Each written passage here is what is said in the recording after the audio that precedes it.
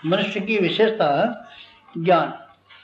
ज्ञान न हो तब, ज्ञान विहीन होने की वजह से चेतन होते हुए भी सब प्राणी को नीचे दर्जे में गिना जाता है। जीवन तो वनस्पति में भी, पर ज्ञान नहीं। दूसरे भी हैं, मक्खी हैं, मच्छर हैं, कीड़े हैं, मकोड़े हैं, जीवन है, उनमें भी जिंदगी, मेढक में भी जिंदगी, मछली में भी जिंदगी है, कछुए में भी जिंदगी है, चिड़िया में भी जिंदगी है। फिर उनको क्यों हम घटिया दर्जे का मानते हैं? उनकी एक ही कमी है कि उनको ज्ञान की कमी है। मनुष्य ज्ञान का देवता माना गया है। ज्ञान की वजह से, मननशील होने की वजह से, विचारशील होने की वजह से मनुष्य का स्तर ऊंचा उठा है।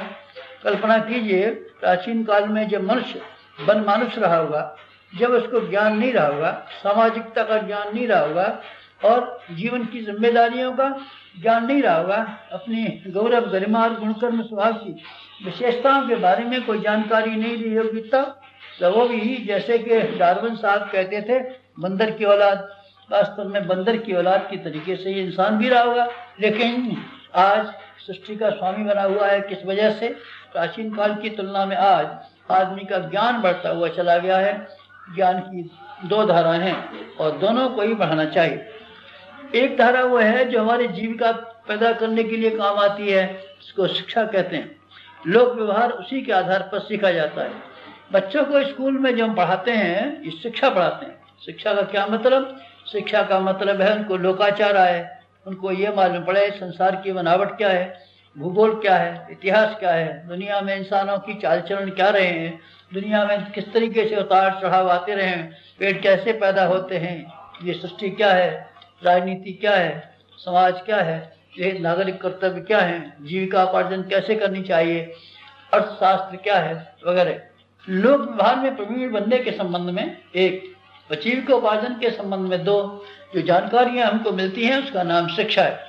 आवश्यक है, शिक्षा आवश्यक है। शिक्षा न होगी तो आदमी अपने शरीर को संभाल किस तरीके से पाएगा, समाज के साथ में तालमेल बिठा किस तरीके से पाएगा, अपनी अकल का उपयोग किस तरीके से कर पाएगा।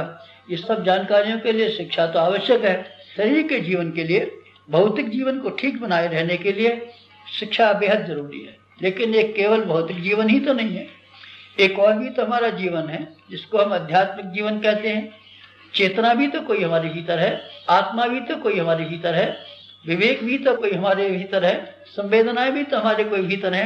इन सब को ठीक रखने के लिए एक और चीज की जरूरत है जिसका नाम है विद्या। ज्ञान की धारा उसी को कहते हैं जिसको विद्या कहा गया है। विद्या का पूरा नाम अध्यात्म विद्या। आप माने तो भी हर्ज नहीं है। प्रथम भरा प्रज्ञा इसको कहें तो भी कोई हर्ज नहीं है। विवेक आप इसको कहें तो भी हर्ज नहीं है। इसको आप गायत्री कहें, प्रज्ञा कहें तो भी हर्ज नहीं है। वास्तव में महत्व उसी का है। दुनियावी जानकारियों के बारे में तो ढेरों आदमी ऐसे हैं जिनकी जानकारियां बहुत हैं, होशियार बहुत हैं।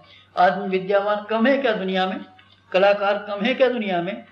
चतुर आदमी दुनिया में कम है क्या? क्रिया कुशल लोगों की कमी है क्या? आप बताइए ना।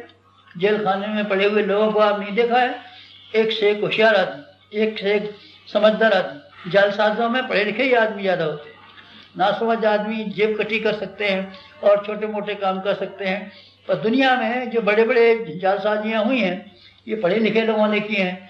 तो शिक्षा की बात मैं नहीं कहता, शिक्षा अपनी जगह पर मुबारक, मुझे कुछ लेना देना नहीं। लेकिन जहाँ आप लोगों की सेवा में मैं कुछ बात कह रहा हूँ, विद्या के बारे में कह रहा हूँ। आपको विद्या का महत्व समझना चाहिए। विद्या का अगर महत्व समझ सकें तो मजा आए। विद्या से क्या मतलब? विद्या से मतलब यह है कि आप अपने विचारों का इस्तेमाल किस तरीके से करें, आप अपने शरीर का इस्तेमाल किस तरीके से करें, साधनों का इस्तेमाल कैसे करें, परिस्थितियों का उपयोग किस तरीके से करें। अपने पास जो सामान और साधन मिला हुआ है या मिल सकता है, आप उसका ठीक तरीके से इस्तेमाल किस तरीके से कर पाएंगे, बस इसी का नाम विद्या है। इसी का नाम विद्या है। इसके लिए सामान्य लोक ज्ञान से काम नहीं चलता। इसके लिए आदमी को थोड़ा ऊंचे स्तर पर बैठ करके विचार करना होता है और ये देखने पड़ता है कि इंसान की गरिमा, इंसान की महत्ता की सुरक्षा किस तरीके से की जाए, उसके लिए क्या करना चाहिए। बस इसी का नाम विद्या है। अगर विद्या किसी को मिल जाए तब फिर धन्य हो जाते हैं। शास्त्रों में विद्या की महत्ता के लिए यानी कैसे कहा गया है, विद्या अमृत मसनुते, विद्या को अमृत कहा गया है। जिसने विद्या प्राप्त कर ली उसको अमृत मिल गया। जो ठीक तरीके से उचित और अनुचित का हल जानता है उसके लिए फिर दुनिया में कोई चीज मुश्किल नहीं रह जाती। समाप्त।